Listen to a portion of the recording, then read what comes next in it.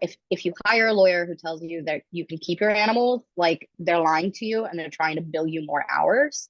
Um, your next door neighbor is not at fault for you not knowing the information. I said, I'm not saying that it doesn't, it's not unfortunate that you're in this situation.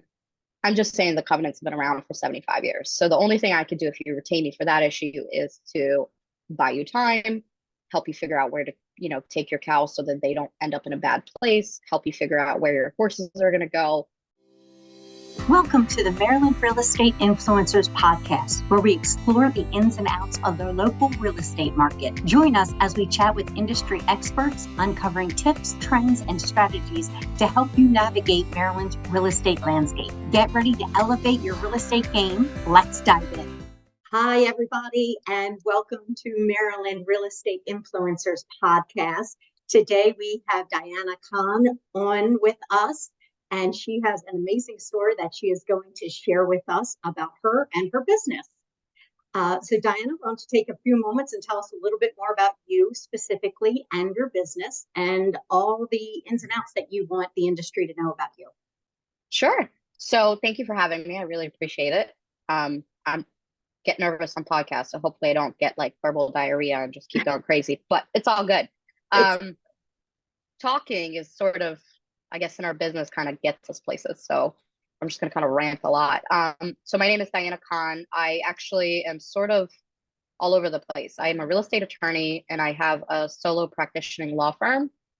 And in that law firm, I do mostly real estate law, or that's how it started. And I've sort of branched out now to do estates and trusts and elder law and business law, sort of combining it all together.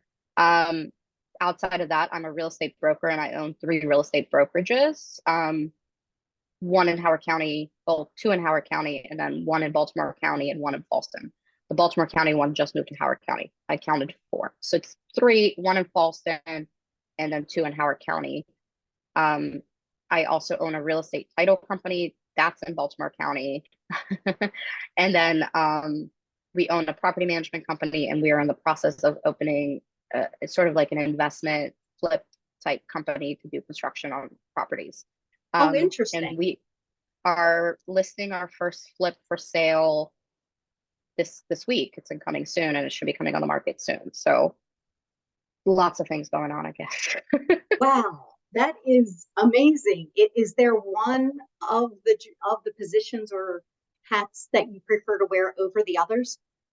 I really enjoy being a lawyer. I love everything about the law. I really enjoy going to law school. I love knowing the law, but I found that when I got out of law school, it was a little challenging to just do that because I worked for a really big kind of corporation and a lot of it was about billing. It wasn't doing what's right for the client, which you are doing in a sense. But it was a lot of obsession of meeting quotas and working, 80, 90-hour work weeks, billable work weeks, which means for you to hit, 60 to 70 billable work weeks means that you're actually working almost 100 hours. Wow. So it was a lot of bottom line type of mentality. And while I enjoyed the law, I found that it was very difficult to help people who didn't have money or sort of were kind of in that, I just need some questions, because we were just constantly focused on making the brand sort of more money. So I pivoted away from that. I had been in real estate for law school and I pivoted back to real estate and combined it with my law firm. And I sort of looked at my priorities. I didn't have kids at the time. And I said, I want to do law, but I want to sort of cherry pick my clients. I want to be able to take on the cases that matter or the cases that maybe they can't pay me or, it's sort of helping an issue. So yesterday I actually had a client who's hiring me to do a will and I told him my pricing and he said, why are you so cheap? Was his question to me. And I told him with a lot of positivity that I am strictly referral based. I do, up until this change of the market that we saw in January, I never really sought business and I don't seek business in my law firm.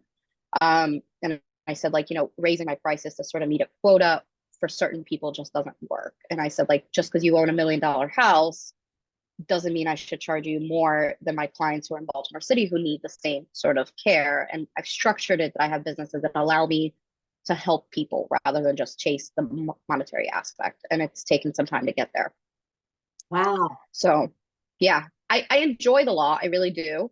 I really enjoy the fact that I can pick up a phone call, give legal advice, or, give somebody, my time for a little bit and sort of change their perspective on things. Um, you know, a really big example of that is I just got retained on another case. I'm working on it now, and it's a very long-winded case, but the crux of it was the person bought a house and they wanted to have a farm on it, and they bought it 3 years ago, spent $1 million on it, chickens, goats, the works, like the Mm-hmm. works. Come to find out, she cannot have a farm there because there's a covenant that Oh, somehow her real estate agent, her broker, everybody was just sort of forgot to tell her, I guess, or, innocent mistake. I don't really know. So she'd gone through a few lawyers, and a few lawyers had sort of upped her bill, and she called me. And the first thing I said to her was, I got to be very honest with you. I don't take on clients that I can't be frank with. So I'm going to tell you right now, before you retain me, your animals got to go. And she just stared at me. And I said, if you hire a lawyer who tells you that you can keep your animals, like they're lying to you and they're trying to bill you more hours, um, your next door neighbor is not at fault for you not knowing the information. I said, I'm not saying that it doesn't, it's not unfortunate that you're in this situation. I'm just saying the covenant's been around for 75 years. So the only thing I could do if you retain me for that issue is to buy you time, help you figure out where to, take your cows so that they don't end up in a bad place, help you figure out where your horses are going to go. But I'm not going to bill you to tell you that you can keep your animals. And she told me I was the first lawyer in the 8 that she's spoken to that told her that up front. wow. And we went into, it's an active case, but we went into sort of like where your damage is actually from and what can we do long term to mitigate those damages. Right. But it was also sort of like, where is it financially beneficial for you to actually talk about your damages versus the things that you can do. And I really enjoy being a lawyer, but I would not be able to take on cases like that if I didn't have sort of the other businesses that ventured out. So they all sort of grew together. Right. Um, yeah. So, most of our clients that work with us in real estate or that work with title, we sort of feed and market everything together. So if you are working with me as a real estate agent for my title company, you will get a text message from me probably within 5 minutes of you sending us a transaction. And if you work with us, you'll get a message that say, thank you so much for the business. What can we do to help? Or like, what is there that I need to know? If you've never worked with me before, it literally says, this is my cell phone. This is not a generic person sending you a message.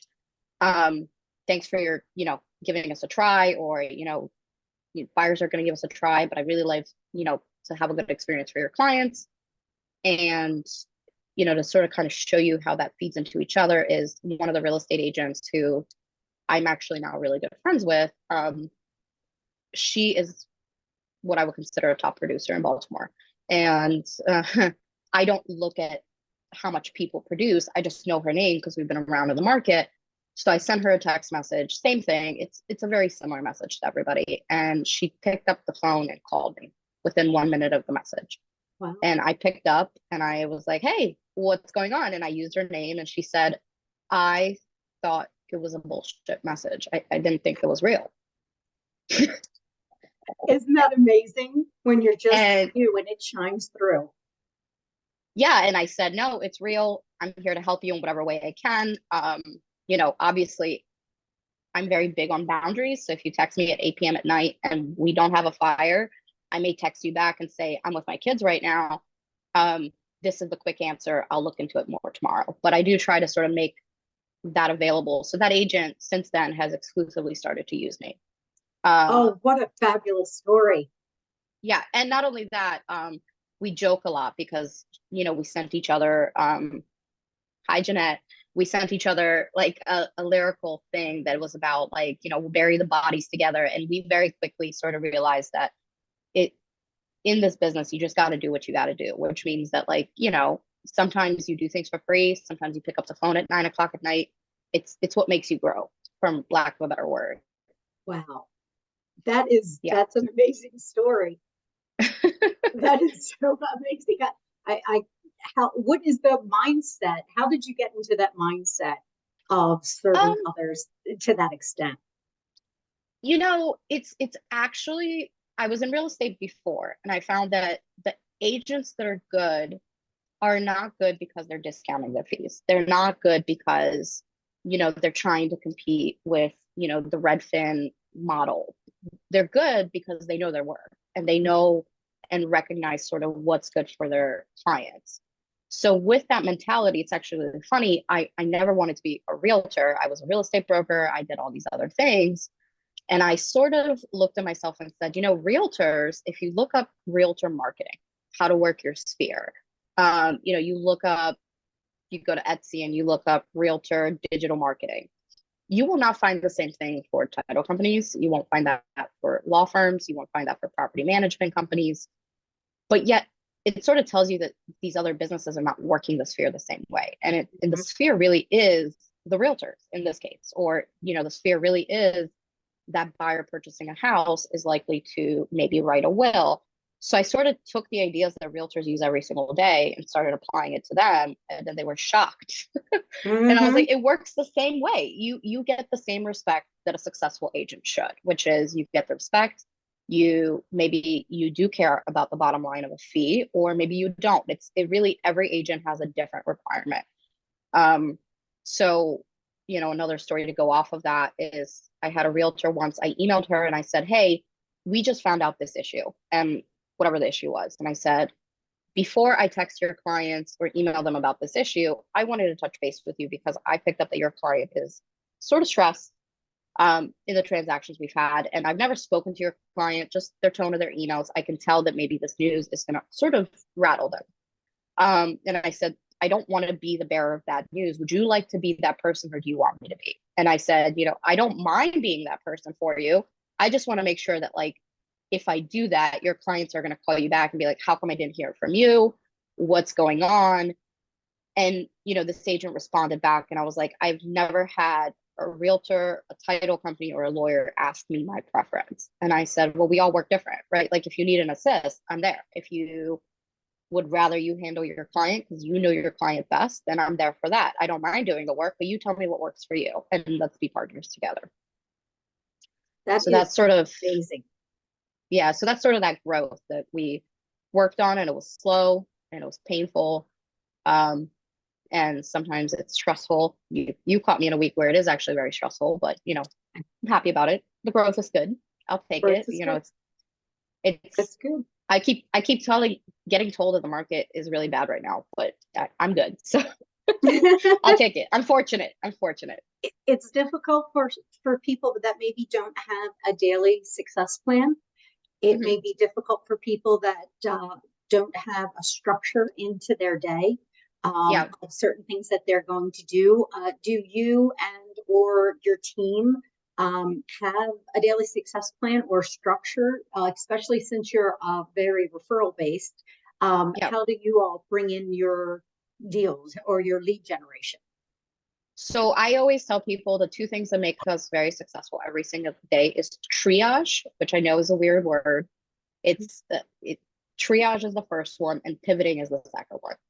Those are the two things that you have to sort of encompass in your day. And the reason I say those two things are big is because as a business, when you do the same thing over and over again, I'm going to use title, for example, is ultimately I'm doing the same thing every single time. I'm getting an abstract, I'm getting clear title, I'm sending it to the lender.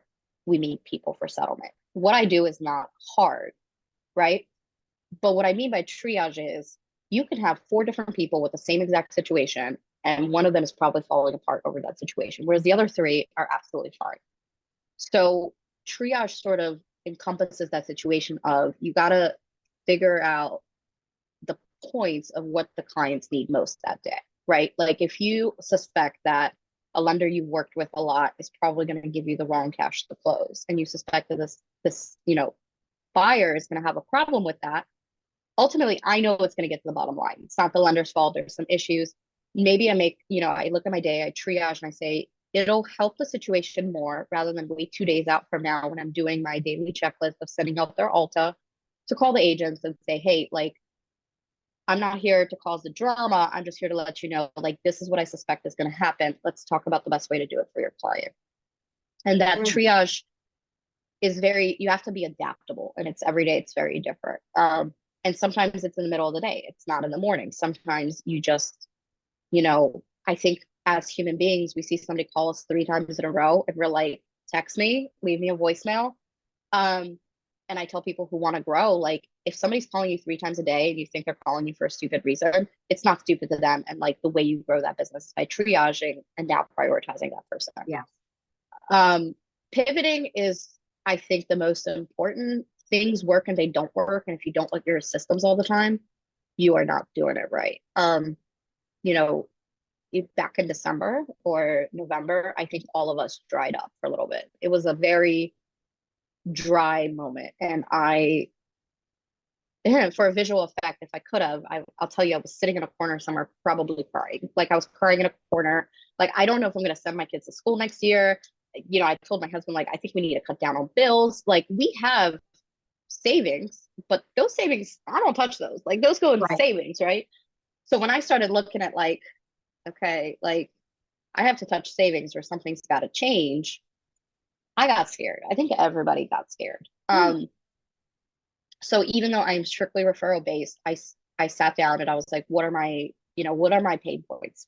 Where do I falter? And really where I falter is I'm so used to being referral based that if you Google me online, you can't really find much about me. My social media presence is not that great.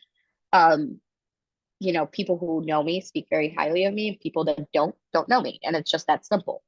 So I said, like, it's got to be a 50-50 girl. I have to change that about myself, because now that we have agents producing less business, there's less referrals in every single avenue.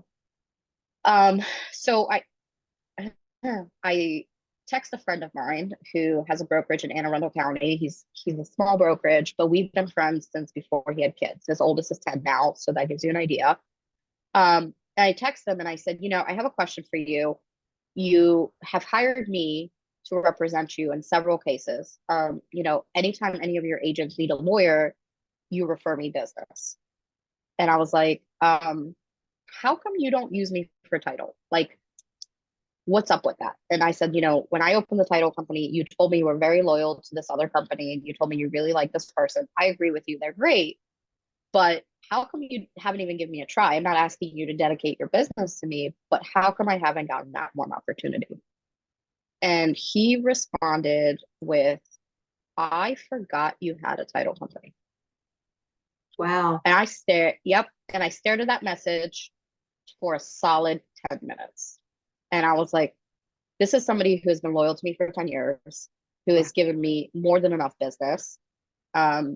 This person actually paid me to write a will for them and then got too busy and has not asked me for a refund. And it's just sort of like, yeah, we'll get to it when we get to it. But he forgot I had a business. So I was like, all right, being strictly referral based also means that I have to sort of pivot the business according to what's happening. Mm-hmm. So I took my own advice and I pivoted. I started, I pushed social media marketing. I started doing more postcards. I started doing the things that are sort of like back to basics that I haven't done in a long time.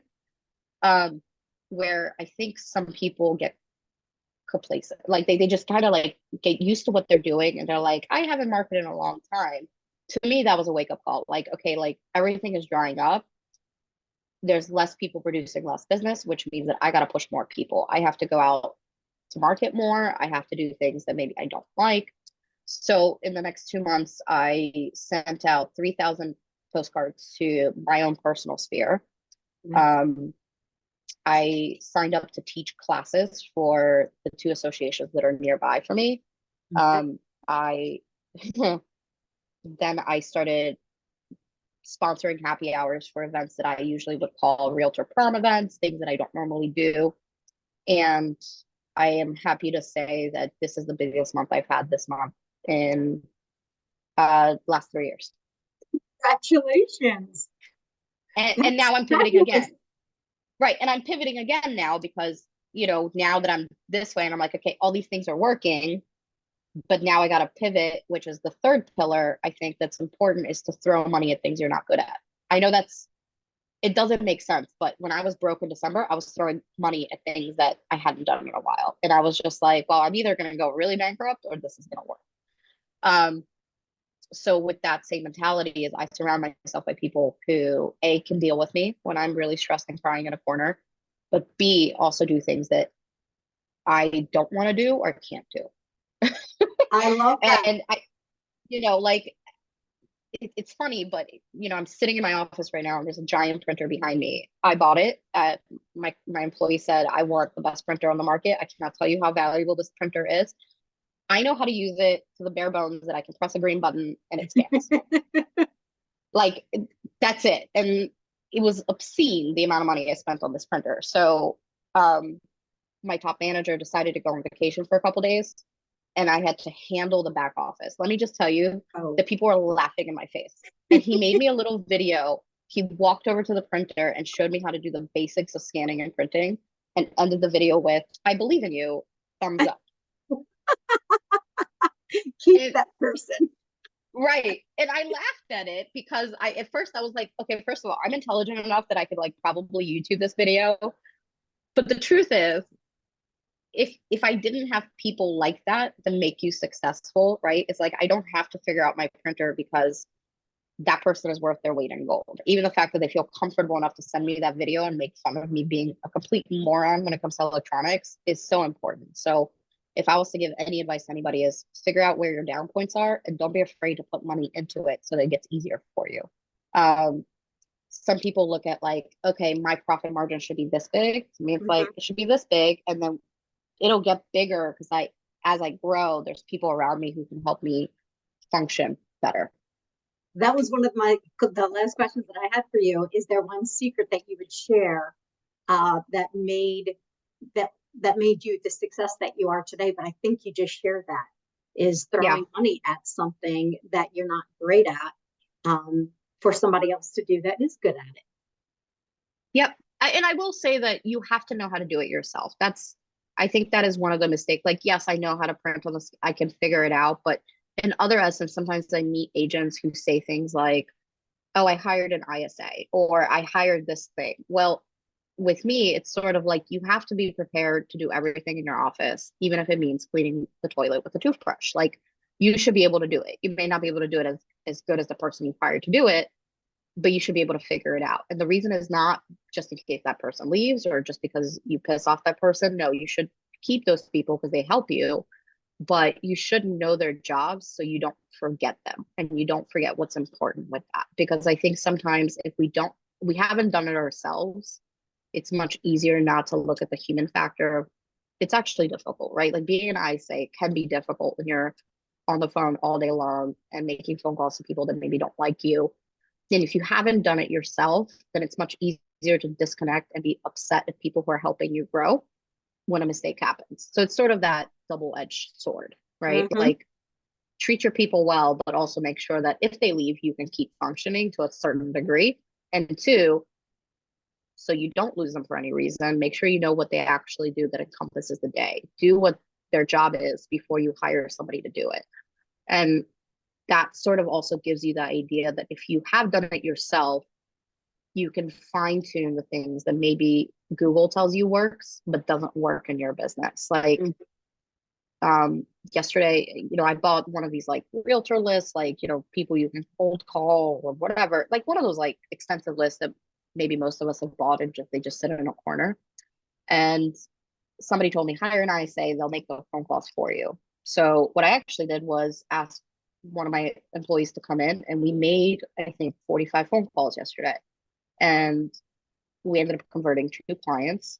But the first phone call we made and the 45th phone call we made were completely different. And every call we made, we fine-tuned the script. And the goal was not to get the clients. The goal was to find what works for our brand and who we are so that when we ask somebody else to do it, it's not a random phone call. It's this is our brand or this is what we stand for and this is how you're going to say it because this is what we want out there. Right. That's wonderful. Yeah. I find that so valuable in making the phone calls. Yeah. So just, get down there, grab the toothbrush and clean the toilet. Yeah. Don't do it very often, but maybe do it once when you start. And then, I recommend maybe one more time in the next 6 months. I don't know. There you go. Is there anything that I should have asked you today that I didn't, that you would like the industry to know about you and your businesses? Don't forget what you're doing it for. I know that that's a weird thing to say, but I think, another story is somebody tried to recruit me once to run their business, and they said, I could have you making 7 times as much money as you made in the last 3 months if you come run my title company and my law firm. And I think my first answer to him was, well, you're assuming that I want to make money. And I said, you didn't, you don't know, if you don't know your values, you don't know what you're working for. And everybody has different values. Like my values to me, and everybody has different ones, is I have 3 young kids and my goal is to make enough money that I can be on vacation with them, or that I can, turn off at 8 o'clock at night and know that the world is not on fire. And those are just sort of my priorities. And if I make less money, but I can sort of have the lifestyle I want, I'm okay with that. And it's sort of finding that balance of what your goals are and how do you get there. And you should reevaluate those goals every once in a while. It's not, growth is not always money. It's not always, time. It's whatever you value at that moment. And it's okay to change it over time. Oh, definitely. It definitely changes as we get older and life keeps on moving. Absolutely. So if there's anybody from this podcast that wants to get in touch with you or find out more about your title company or more about the real estate brokerages that you own, how would you like them to get in contact with you? Would you like them to contact me, or would you like them to contact you? They can contact me, and I stand by what I say. So my cell number is 443-739-6724. Feel free to text, call, whatever you want. Thank you so much, Diana, for coming on here today and sharing with us a little bit about your business and what you do. Of course, no problem. Thank you for having me. Absolutely. Have a great day. You too. Thank you for joining the Maryland Real Estate Influencers podcast. We'd like to ask you 2 favors. Number 1, forward this podcast to 3 of your favorite realtor friends. They'll thank you for it, and I'll thank you for it too. Number 2, we'd love reviews. It helps get the word out.